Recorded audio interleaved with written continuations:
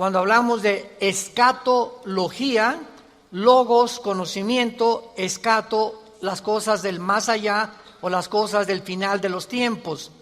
Entonces, la escatología es la rama de la teología que trata con las cosas de los últimos tiempos, o sea, las profecías de los últimos tiempos.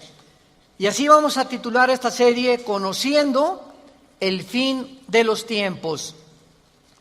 No cabe duda, damas y caballeros y santos de Dios, que estamos rodeados hoy, más que nunca, de un sinnúmero de eventos políticos, filosóficos, climatológicos, religiosos, amenazadores.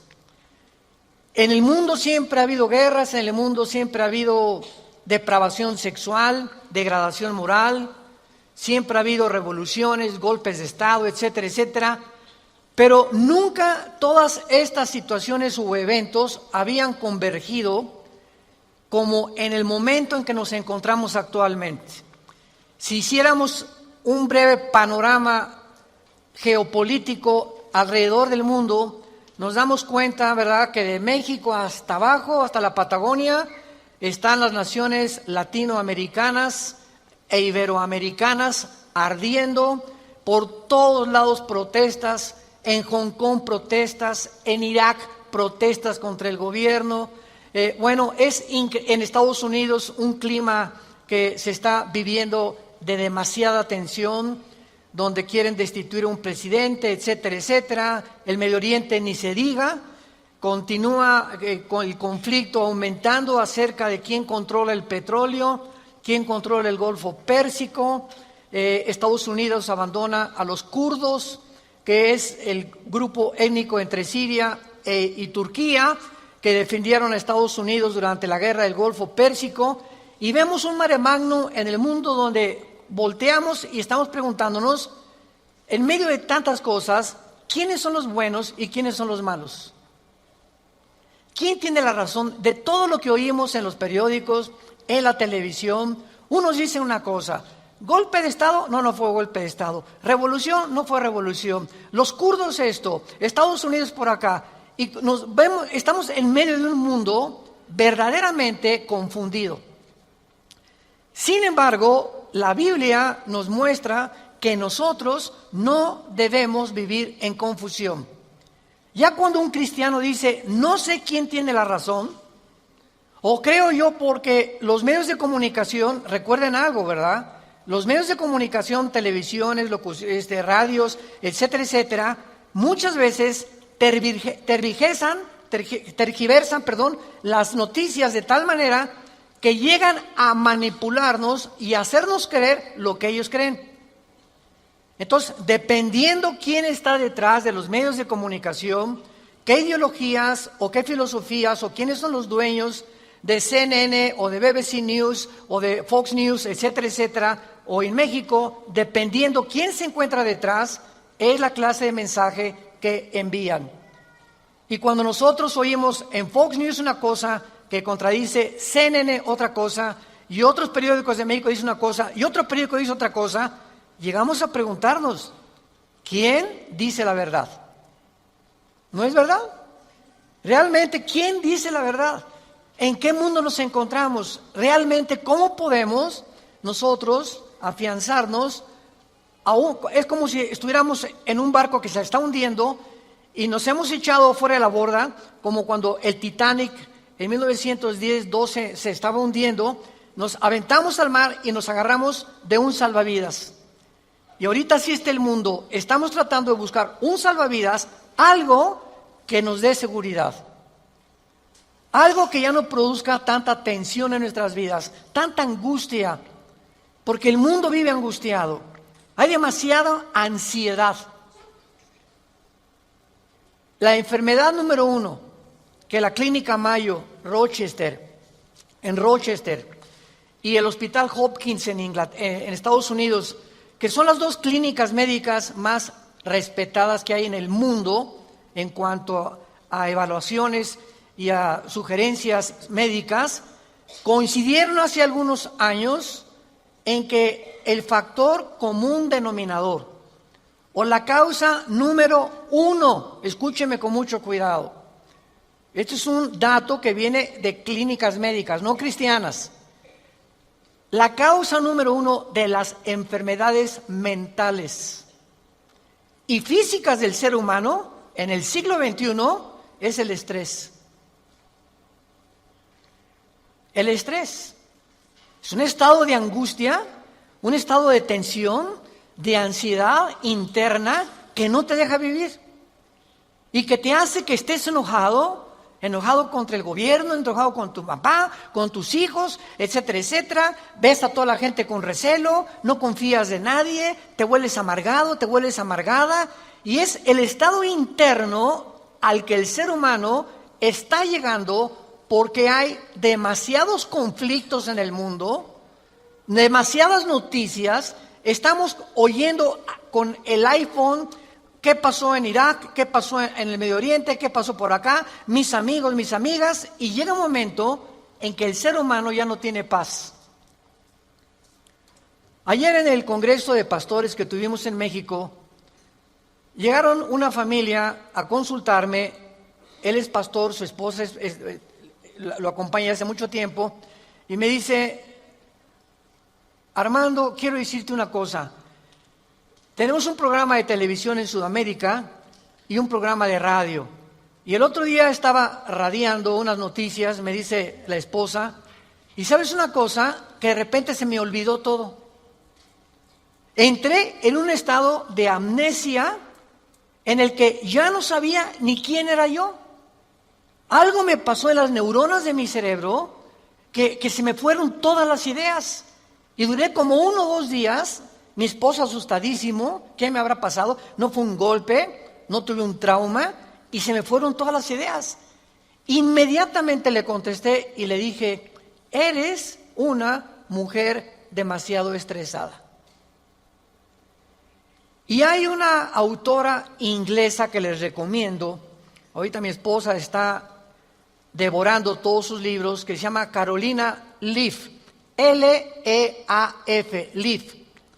Esta autora inglesa es neuróloga, pero es cristiana, y está haciendo los últimos descubrimientos del cerebro, de las neuronas, de la manera como afecta el estrés. Y en ese momento, cuando tú estás demasiado estresado y tienes demasiadas presiones, y los niños, y el esposo, y el falta de trabajo, y el buen fin, o lo que tú quieras mencionar, algo le pasa. Las neuronas son interconexiones eléctricas que tenemos, pero millones de células dentro del cerebro, y un solo alambrito por la presión mental, por falta de vacaciones o de que no aprendes a relajar tu mente, etcétera, etcétera, provoca amnesia, provoca enfermedades mentales y puedes llegar inclusive a la locura. Esto es impresionante, porque es como un árbol lo que tenemos aquí adentro. Y ella está descubriendo que cuando tienes pensamientos negativos, las neuronas se unen más rápido. Esto es increíble porque así nos diseñó Dios. Y cuando tenemos pensamientos negativos, las neuronas comienzan a tratar de desconectarse y vienen zonas negras en el cerebro que te impiden pensar coherente y lógicamente.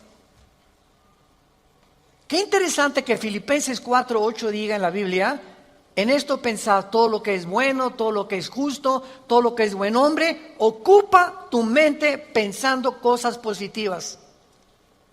Porque la gente que está continuamente pensando el mal, o qué mal hacer, o estar negando a Dios en su mente, algo afecta las neuronas del cerebro científicamente.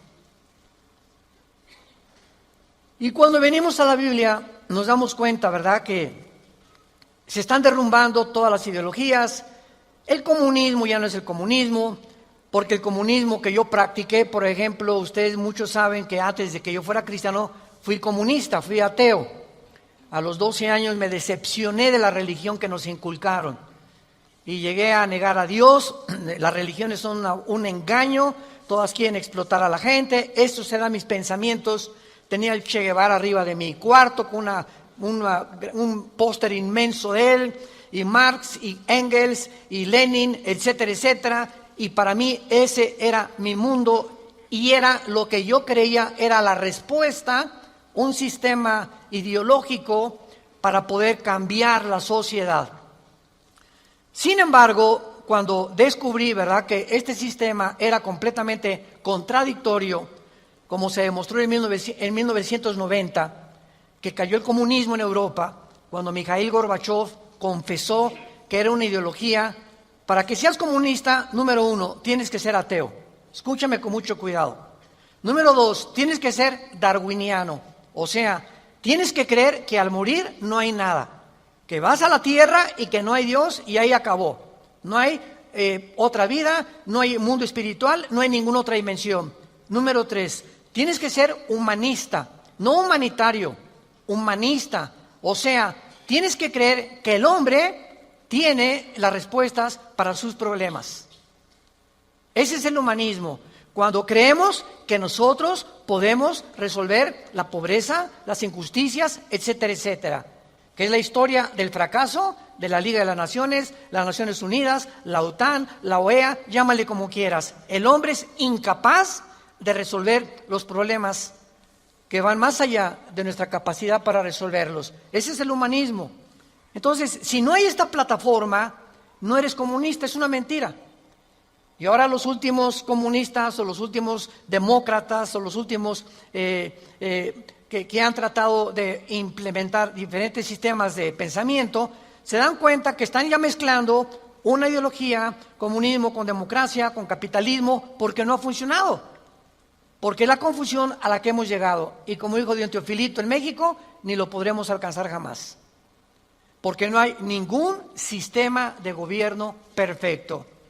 Decía Winston Churchill, entre los sistemas de gobierno, el mejorcito es la democracia, pero no es perfecta tampoco. ¿Por qué? Porque somos seres humanos que necesitamos a Dios. Necesitamos a Dios. Necesitamos una guía, necesitamos un manual, necesitamos una luz.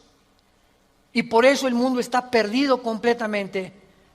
Me decía el otro día un piloto que es vecino de la casa de ustedes, donde vivimos, de American Airlines, me decía: Armando, le digo, oye, cuando tú vas en el avión allá a 10,000 metros, 10 kilómetros arriba de la superficie de la Tierra, 33,000 pies, 35,000 pies, ¿cómo le haces para saber si no vas para acá o no vas para acá, o vas subiendo o vas bajando?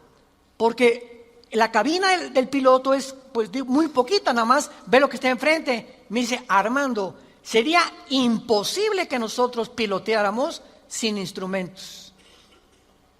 Los instrumentos nos muestran claramente la dirección que vamos a llevar, a qué altura estamos, etcétera, etcétera. Sin instrumentos, un capitán de un barco en medio del océano no sabría cuál es el norte, el sur o a dónde irse si no tuviera una brújula. Y así nosotros no sabemos a dónde ir si no tenemos instrumentos, si no tenemos un mapa que nos ha dejado Dios, que se llama las Sagradas Escrituras. Y haríamos bien en estar atentos a este libro como una antorcha que alumbra en lugar oscuro, hasta que el lucero de la mañana salga en nuestros corazones. Vamos pues a abordar este tema y esta serie, porque ante todos los eventos que está el mundo atravesando actualmente, que amenazan nuestra tranquilidad, nuestra familia, nuestro futuro, provocan ansiedad, angustia. ¿Qué pasa si pierdo el trabajo? ¿Qué pasa si el peso pierde más valor ante el dólar? Si cae el petróleo, si viene un gobierno en México, o si viene una guerra nuclear. Todas estas cosas producen ansiedad, producen incertidumbre, producen intranquilidad. Y Dios no quiere que vivamos así. Dios quiere que en medio de este mundo tengamos una esperanza, tengamos una seguridad de que las cosas van a mejorar. que lo mejor de nosotros está por delante y que aunque el mundo sea cubierto de tinieblas, en nosotros debe haber luz, porque somos la familia de Dios, que dio a su Hijo en una cruz hace 2000 años para que pudiéramos comprender el mensaje del Evangelio, de las buenas noticias, de la gracia de Dios en su Hijo Jesucristo. Podemos saber exactamente, y este es el tema que vamos a abordar en toda esta serie, podemos en la Biblia encontrar datos, información que nos digan en qué tiempo de la historia nos encontramos. ¿Podríamos realmente decir con seguridad nos encontramos a 10 años de que Cristo venga, o a 5 años de que Cristo venga, o nos encontramos al borde de un caos nuclear, o estamos en la orillita de la autodestrucción del ser humano? Esta información se encuentra en este libro, porque cuando comienzas a escudriñar este libro y nos comenzamos a ver que Dios nos comienza a despejar incógnitas y los velos negros que nos impiden ver hacia adelante comienzan a ser quitados por la luz del Espíritu de Dios, comenzamos a caminar con confianza en la vida. Si yo estoy en una cueva oscura, yo no sé si dar un paso por acá porque no veo, está tan oscuro que a lo mejor está ahí un murciélago o una roca o algo, pero si alguien me da una lámpara, ¿qué hace la lámpara? Inmediatamente me alumbra 4, 5, 10 metros hacia adelante, y con esa lámpara puedo caminar con confianza porque voy viendo dónde voy pisando, ¿correcto? Bueno, así es exactamente en el mundo espiritual. El mundo ahorita no tiene lámpara, están así. ¿Será melón? ¿Será sandía? ¿Será ya sabes quién? Por aquí, por allá, ¿y para dónde? Esto, ¿tendrá razón ellos? ¿Tendrá razón estos? ¿Tendrá razón este gobernante? Por acá, y así está el mundo. Pero cuando tenemos la palabra profética más segura, vamos a comenzar a caminar con confianza y a darnos cuenta del Dios que nos dice, no temas. No temas, estoy contigo, nunca te dejaré, nunca te voy a abandonar. Estaré contigo todos los días hasta el fin del mundo. Y aunque se cierren los cielos aparentemente y la oscuridad, la tierra esté cubierta de ella, mientras más oscuro, las estrellas se ven mejor. Mientras más oscuro, vamos a tener más luz, porque vamos a poder brillar en medio de las tinieblas. Claro que la Biblia nos va a revelar todos estos sucesos y calamidades antes de que sucedan, para que cuando sucedan corroboremos, comprobemos, confirmemos que Jesús tuvo realmente la razón y que Él es el Hijo de Dios. Y esto es lo que nos da la fortaleza, las convicciones, porque lo que más se necesita ahorita en el mundo es seres humanos con convicciones profundas en sus vidas, con mucha integridad para vivir. Y cuando tú eres una persona de una sola pieza, como dijo Pablo, yo sé en quién he creído, ya no te engaña la gente. Ya no te engañan las películas, no te engaña la televisión, no te engañan las noticias, porque tu fe está bajo una roca. Estás parado en un fundamento inconmovible. Y este fundamento es la palabra de Dios. Vayamos a ver algunos pasajes en primer lugar en el capítulo 46 del libro de Isaías. Si no traes la Biblia, por eso estás así. Con razón. En Isaías capítulo 46, versículo del 9 al 10, veamos algunas respuestas anticipadas que este profeta hace 2700 años escribió. Isaías 46, versículo 9 y versículo 10. Dice Dios: acuérdense de las cosas pasadas desde los tiempos antiguos, porque yo soy Dios y no hay otro Dios, y nada hay semejante a mí, que anuncio lo porvenir, desde el principio y desde la antigüedad, lo que aún no era hecho, que digo, mi consejo permanecerá y haré todo lo que quiero. En este pasaje, Dios claramente nos muestra que Él va a demostrar, el Dios de la Biblia, que Él es Dios. Y que todos los demás dioses, ¿verdad?, no son realmente más que ídolos, y aunque detrás de todo esto hay criaturas espirituales que se le llama dioses en la Biblia, Él es el Elohim de los Elohim. Él es el Dios de los dioses, Él es el Rey de todos los demás súbditos que ocupan el universo. Y que Él nos va a anunciar lo que va a venir para que sepamos algo. Lo que Dios dice va a permanecer. Y va a hacer todo lo que Él ha dicho que va a hacer en la Biblia. Veamos otro pasaje en el Nuevo Testamento, en Primera de Juan. Antes del Apocalipsis está Primera de Juan, para que no andes por el Éxodo.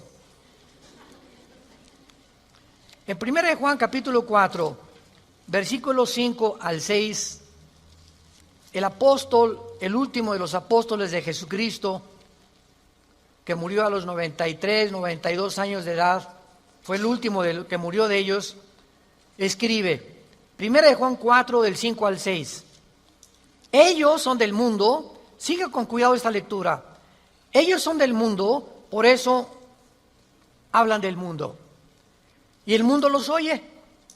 Nosotros somos de Dios, el que conoce a Dios nos oye, el que no es de Dios no nos oye. En esto conocemos el espíritu de verdad y el espíritu de error.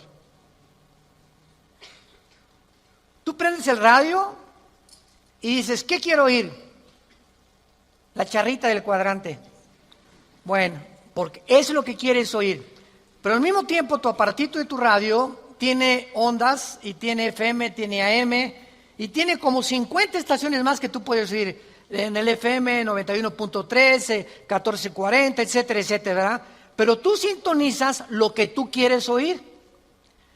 El mundo espiritual que nos rodea, ahorita aquí cerca de nosotros, todas estas ondas radiales y de video y de televisión están pasando junto a nosotros, pero ese aparatito las capta, son invisibles. Y el hecho que no las veamos no implica que no existen, porque aquí están junto a nosotros, pero ese aparatito lo prendo y capta esa onda que yo quiero, o hay otra banda más chica, o hay otra más grande, pero capta, repito, la estación que tú quieres bajar del mundo invisible. Y así pasa en el mundo espiritual. ¿A quién quieres oír? ¿A Buda? ¿A Marx? ¿A Che Guevara? ¿A Lenin? ¿A los brujos? ¿A los astrólogos? ¿A quién estás sintonizando en tu mente? Ellos son del mundo. Si tú eres del mundo, vas a oír a los líderes del mundo, a los religiosos, a los brujos, a los que te han prometido que tienen alguna verdad. Y por eso tu vida está como está. Pero si tú quieres sintonizar la frecuencia de Cristo, entona a Cristo en la Biblia. Entonces, por la forma y a quienes oímos, podemos confirmar si somos o no somos hijos de Dios. El que es de Dios, oye a Jesús. Mis ovejas, Juan 10, oyen mi voz y me siguen, y yo les doy la vida eterna. Y no oirán la voz del falso pastor. Y aquí se trata de tu destino eterno, de tu familia, de tu matrimonio, de tus hijos. Tienes que aprender a discernir la voz de Jesús. En medio de tantas voces en la televisión, en los programas, en los radios, en libros que hay que nos rodean por todos lados, ¿a quién estás oyendo? ¿A quién estás leyendo? ¿Qué tipo de lectura tienes? ¿Qué tipo de actividades tienes para saber si tú eres y tienes el espíritu de verdad o tienes el espíritu de error? Muy bien. En la Biblia tenemos tres principales fuentes de información de las profecías bíblicas. Esto es bien importante. Hay tres fuentes de información en la Biblia, que vamos rápidamente a verlas, que nos muestran la fase final de la historia humana en tres pasajes de la Biblia y que nos vienen realmente a confirmar en qué época nos encontramos. Estas tres son, en primer lugar, el Sermón del Monte de Jesús, que se encuentra en Mateo 24, Marcos 13 y Lucas 21. ¿Cuál es el Sermón del Monte? Cuando los discípulos se acercaron a Jesús, dinos, ¿cuándo será la señal del fin del mundo? ¿Cuándo serán estas cosas y cuándo será la señal de que tú vas a regresar? Y ahí Cristo comienza a enumerar una serie de eventos y señales. Habrá guerras, falsos profetas, muchos van a ser engañados, pestes, terremotos, y será el principio de los dolores. La segunda fuente de información se encuentra en Primera de Tesalonicenses, capítulo 4, del 3 al capítulo 5, versículo 4. Esta revelación la compartió el apóstol Pablo de los últimos tiempos. Y la tercera revelación acerca de los últimos tiempos la encontramos en el libro del Apocalipsis, del capítulo 5 al capítulo 19. En estos capítulos se encuentra claramente todo lo que la planeta Tierra y la humanidad va a atravesar. Ahora, muy bien, cuando estudiamos estos pasajes, podemos concluir que efectivamente vendrán tiempos difíciles al mundo, sorpresivos y amenazadores, que es de lo que hemos estado hablando en los últimos 10, 15 minutos. Nadie puede negar que vivimos en un mundo conflictivo, amenazador, que ha llenado al mundo, a los seres humanos, de ansiedad, de intranquilidad, de falta de paz, de suicidios, de mejor me quito la vida, o me emborracho, o me drogo. ¿Por qué los jóvenes se drogan? Pues porque es una forma de evadir la realidad. La realidad para muchos jóvenes es tan negro y tan negro lo que se ve en el mundo que ya no quieren o no creen que pueden atravesar esa cortina oscura, no creen que hay una luz detrás y se enfrentan a un mundo que parece que se los está comiendo, tragando, y prefieren salir de este mundo. Los que se drogan, ¿por qué se drogan? Los que se emborrachan, ¿por qué se emborrachan? Porque la realidad es tan cruda que no la quieren enfrentar en sus 5 sentidos. Entonces, detrás de cada persona drogadicta, alcohólica, etcétera, etcétera, se encuentra un conflicto interno espiritual. Porque como en el área forense, cuando tú estudias, yo recuerdo que hubo una época en mi vida que comencé a estudiar criminología, dactiloscopía y balística. Quería ser detective, imagínense. Siempre me ha gustado la investigación. Y me dio unos meses por meterme y compré libros, etcétera, etcétera. Y siempre cuando en esa área te involucras, los detectives o los investigadores siempre están buscando el motivo por el cual alguien le quitó la vida a la otra persona. Porque siempre hay un motivo del que cometió fraude, el motivo de por qué mató a su mamá, el motivo por qué abandonó a su esposa. Siempre detrás de cada acción hay un motivo. Y cuando descubrimos el motivo, nos ayuda a poder tener una pieza del rompecabezas más clara para poder averiguar o decidir quién fue el asesino o quién fue el ladrón o quién se encuentra detrás de eso. Y cuando nosotros vemos esto, ¿verdad?, que el motivo por el cual la gente hace lo que hace en el mundo, nos damos cuenta que el mundo está espiritualmente muriéndose. Y nosotros tenemos la medicina. Qué triste que tengas compañeros en tu escuela que estén tan confundidos, que no les has hablado jamás de Cristo, que tengas amigos que haces negocios con ellos, que tengas un taller de carpintería, de plomería, o eres mecánico o abogado en tu bufete o un médico, y la gente a tu alrededor, vemos a la gente, caras vemos y están llorando por dentro. Están deshechos por dentro. Que si esa hermanita, la enfermera que diga, ay hermanita doctora, ¿cómo está?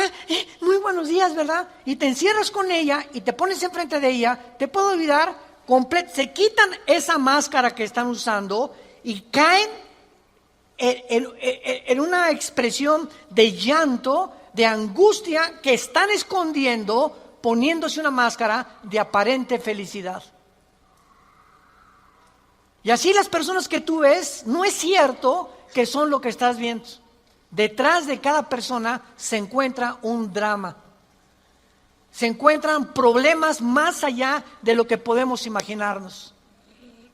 Así que nosotros tenemos la respuesta y la medicina, qué estamos haciendo con ella, y vamos a dar cuentas en la otra vida de todas las cosas que nunca cumplimos en la palabra de Dios al compartir el mensaje de Jesucristo. Ahora bien, vayamos a Mateo 24 y veamos rápidamente que del estudio de estos 3 pasajes que acabamos de mencionar, el Sermón del Monte, Primera de Tesalonicenses 4 y el libro de Apocalipsis, podemos concluir, para poner el tapiz, el fundamento de nuestra serie que vamos a seguir desarrollando, que efectivamente estamos en el tiempo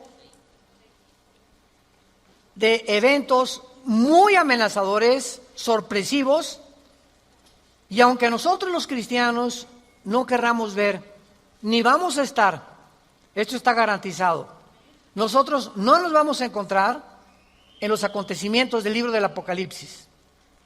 La iglesia no va a encontrarse en los acontecimientos de Primera de Tesalonicenses 4, ni tampoco en el Sermón del Monte, más que en lo que les voy a mostrar ahorita. Y no vamos a ver nosotros el Armagedón. Creo que no vamos a conocer tampoco al Anticristo, pero hay algo que vamos a atravesar para que nos vayamos preparando y para que entendamos que para poder enfrentar lo que se viene se necesita carácter.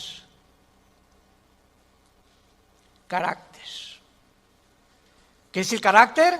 Es la formación interna que el Espíritu Santo nos quiere dar, donde estableces fundamentos y convicciones inconmovibles en tu vida. He decidido hacer esto, lo haces. Puntualidad, responsabilidad. Una persona, un cristiano irresponsable, tiene mucho que trabajar con su carácter. Un cristiano que siempre llega tarde a todos lados, tiene que trabajar mucho con su carácter. Decía hace algunos años, cuando Henry Ford hizo el primer carro modelo T, 1904, corría como 25 kilómetros por hora.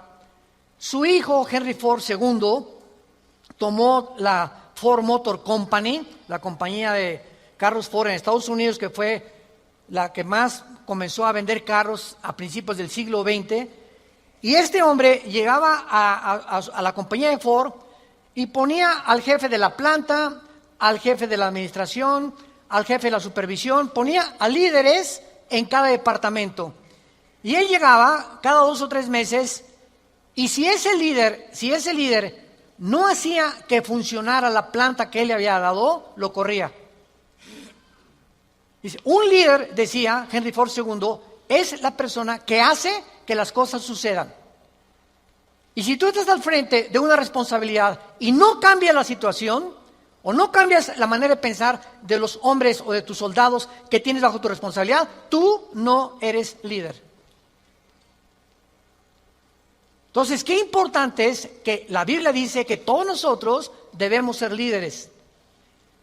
Y si somos líderes, tenemos que hacer cambiar las cosas de alguna manera. Vas a hacer cambiar a tu amigo, y vas a hacer cambiar a tu amiga, y vas a hacer cambiar a tus amigos de escuela, hasta a tus maestros los vas a confrontar algún día. Discúlpeme, maestro, con el respeto que se merece, no venimos del chango. La evolución es una teoría que está completamente destituida desde que descubrieron el ADN en 1954. Por favor, actualícese más, maestro. Entonces, cuando comenzamos a entender eso, es cuando comenzamos a comprender que este mundo, dice la Biblia, la mayoría serán engañados. Los mismos escogidos serán engañados, porque hay millones de cristianos sin carácter, flojos, irresponsables, impuntuales, sin falta de integridad. A nadie le hablan de Cristo, no comparten las buenas nuevas, no tienen convicciones profundas que los hacen ser gigantes, guerreros de Dios. Dice Mateo capítulo 24 en el Sermón del Monte el Señor Jesucristo, porque se acercan los discípulos para hacerle preguntas, versículo 3, Señor, dinos, vean las 3 preguntas que le hacen hace 2000 años. 1, ¿cuándo serán estas cosas? Querían saber el tiempo los discípulos. 2, ¿qué señal habrá de tu venida? O sea, ¿habrá alguna señal que podamos percibir de que tú ya vienes al mundo? Y 3, ¿y hay alguna señal de que el mundo se va a acabar? De estas 3 preguntas, Cristo comienza a contestar algunas. Por ejemplo, la señal de su venida está hasta el versículo 29 y 30, cuando el sol se oscurecerá, la luna se pondrá, etcétera, etcétera, y esa es la señal de la venida de Cristo, que no vamos a estar aquí nosotros, porque primero es el arrebatamiento, y van a pasar 7 años de la tribulación, y viene Jesucristo en la segunda venida, y los que estén en la segunda venida, que se hayan convertido en la persecución del anticristo, van a saber que cuando vengan estas señales cósmicas en el cielo, Cristo aparecerá en las nubes junto con nosotros, porque regresaremos con Él. Pero lo que me interesa compartirles es el versículo 6 en adelante, que es lo que nos atañe a la generación que estamos viviendo. Oirán de guerras y rumores de guerras. Miren que no se turben, porque es necesario que todo esto acontezca, pero aún no es el fin. Porque se levantará nación contra nación y reino contra reino, y habrá pestes y hambres y terremotos en diferentes lugares. Muy bien, si leemos solamente el versículo 6, oirán de guerras y rumores de guerras, toda la historia han sido esto, ¿no es verdad?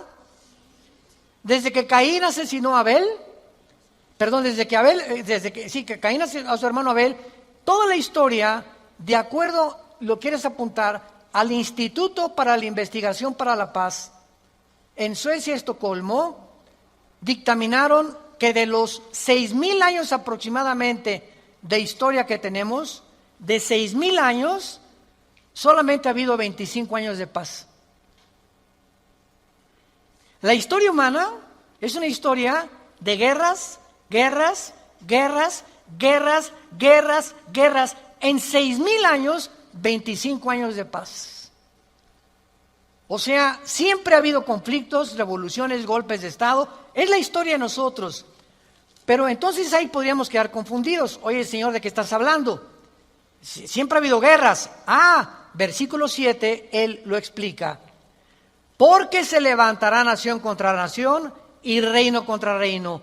Esto, una guerra mundial, una guerra de carácter internacional, donde se involucraron 3 o 4 naciones contra 3 o 4 o 5 naciones, nunca sucedió hasta 1910, la Primera Guerra Mundial. Ahí fue la primera vez en la historia que sucede una guerra de carácter internacional a través de toda la historia. Y casi 30 años después, la Segunda Guerra Mundial. Entonces, con esto nos situamos nosotros en una plataforma bastante sólida y podemos entender que cuando Jesús dice, se levantará nación contra nación y reino contra reino, y habrá pestes, porque las guerras producen pestes, plagas, ¿verdad? Enfermedades, calenturas, hambres, terremotos. Señor, siempre ha habido terremotos, ok, claro, siempre ha habido terremotos, pero de acuerdo al Instituto Sismológico de Boulder, Colorado, que es uno de los institutos más prestigiados en el mundo para detectar terremotos, desde 1976 hasta el 2010 han aumentado 70% los terremotos en el mundo. 70% han aumentado. Eso es lo que Cristo está diciendo, que iban a aumentar cada vez más los terremotos, etcétera, etcétera. Versículo 8. Y todo esto, aquí es donde nos encontramos ahorita. Nos encontramos en el principio de los dolores. Nos encontramos en un mundo donde el matrimonio ya está dejando de existir. En un mundo donde el ser humano está contagiado e infectado filosófica, religiosa, política, económicamente. Unos voltean por acá, ¿dónde estará la solución? Voltean a sus ídolos, otros consultan muertos, otros consultan espíritus, otros etcétera, etcétera. Es impresionante a donde el mundo se encuentra actualmente. Impresionante. Y este es precisamente lo que Jesucristo nos quería decir para que estemos preparados. Ahora, muy bien, después de estos principios de dolores, nos vamos. Adiós, mundo cruel. Adiós, mi perro fido, adiós, adiós, mundo cruel. Ya nunca te veré. Después de este principio de dolores, van a aumentar. Imaginémonos, van a aumentar las catástrofes en el mundo y los terremotos y las plagas y las pestes y la confusión, que va a estar el mundo en un estado tan grande de confusión que va a pavimentar el camino para que se levante un hombre en el Medio Oriente que la Biblia le llama la bestia. De todos los animales que el Espíritu Santo buscó, las hienas, los leopardos, los osos, los leones, depredadores, no encontró el Espíritu Santo un nombre, un adjetivo para designar a este hombre, y por eso simplemente la Biblia le llama una bestia, un depredador, cruel, sanguinario, y su otro nombre es el anticristo. Todos los dictadores, síganme con cuidado, de la historia, todos han surgido de un mundo caótico. El caldo de cultivo para producir un dictador es que la situación se encuentre aparentemente sin solución. Corrupción, oscuridad, etcétera, etcétera. Y en medio de esto surgen hombres prometiendo mejorar las cosas. Hitler entró democráticamente. Stalin entró democráticamente. Saddam Hussein entró democráticamente. No es verdad que entren a través de un golpe de Estado los líderes, la mayoría entran a través del pueblo. Pero una vez que el pueblo los levanta, a ver quién los quita. Y en medio de esto es cuando el mundo va a ver en Europa que va a estar una oscuridad total en Europa. Ahorita la salida de Inglaterra de la Unión Europea, el Brexit famoso. Ahorita en Europa ya no existe, damas y caballeros, santos de Dios. Las únicas dos naciones que sobreviven en Europa es Alemania y Francia. España, Portugal, Grecia e Italia están hundidas económicamente, sin dinero para poder levantarse. Y no hay ninguna esperanza para estas naciones.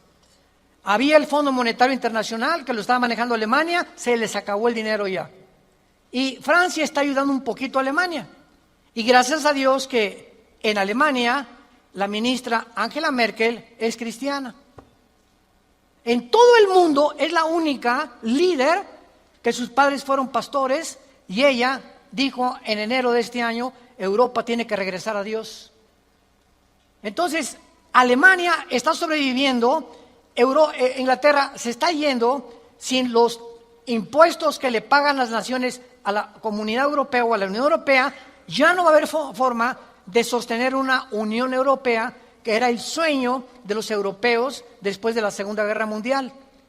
Y está el campo preparado para que surja el hombre, la bestia, el anticristo, el hijo de perdición, que la Biblia profetiza que se va a levantar y va a traer soluciones al mundo, va a resolver problemas de la pobreza, de la economía, de la política, ideologías, y el mundo se va a asombrar porque este hombre no va a ser un hombre normal.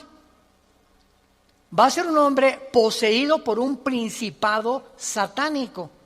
Lo hemos visto en otras conferencias en el libro del Apocalipsis, ya no nos da tiempo para eso.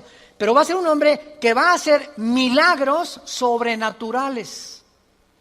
Y va a tener a un compadre que en Apocalipsis 13 se le llama el falso profeta, que va a ser, fíjense, un líder religioso unido a un líder político.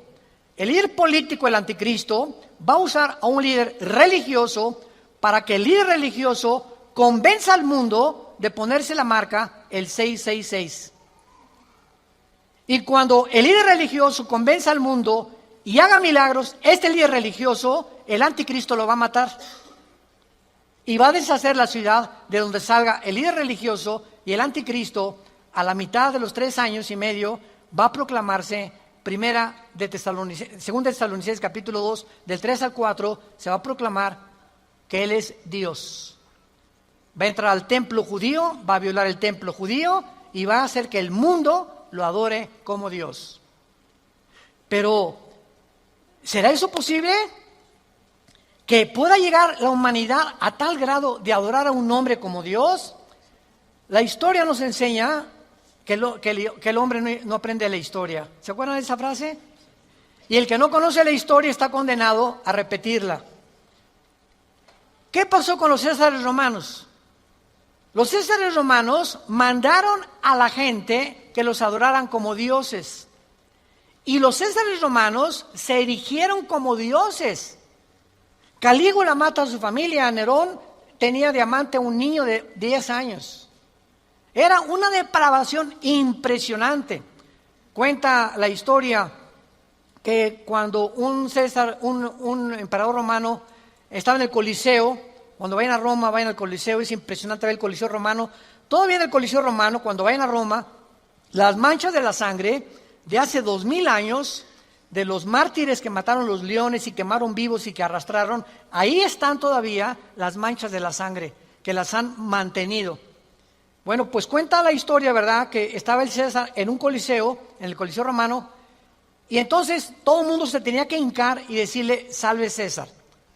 Y un hombre se quedó parado, que aparece en Apocalipsis con el nombre de Antipas. Y entonces se quedó parado y el César le dijo a un centurión, ve por favor y ve que es esclavo, ¿por qué no se hinca? Y el centurión romano fue con Antipas, le dijo, Antipas, tienes que hincarte porque si no te van a matar. Y entonces, y además le dijo el centurión, te van a matar y ¿no ves que todo el mundo está contra ti?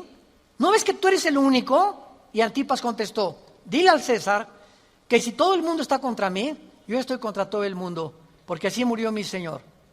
Lo quemaron vivo en un balde grandísimo de aceite hirviendo.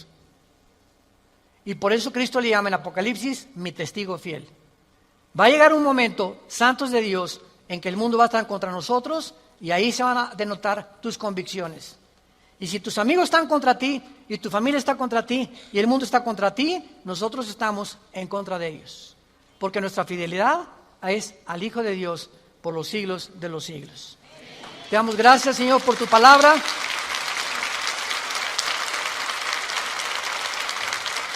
Bendito sea el nombre del Hijo de Dios, que nos ha hecho renacer su Padre para una esperanza viva por medio de su resurrección de entre los muertos,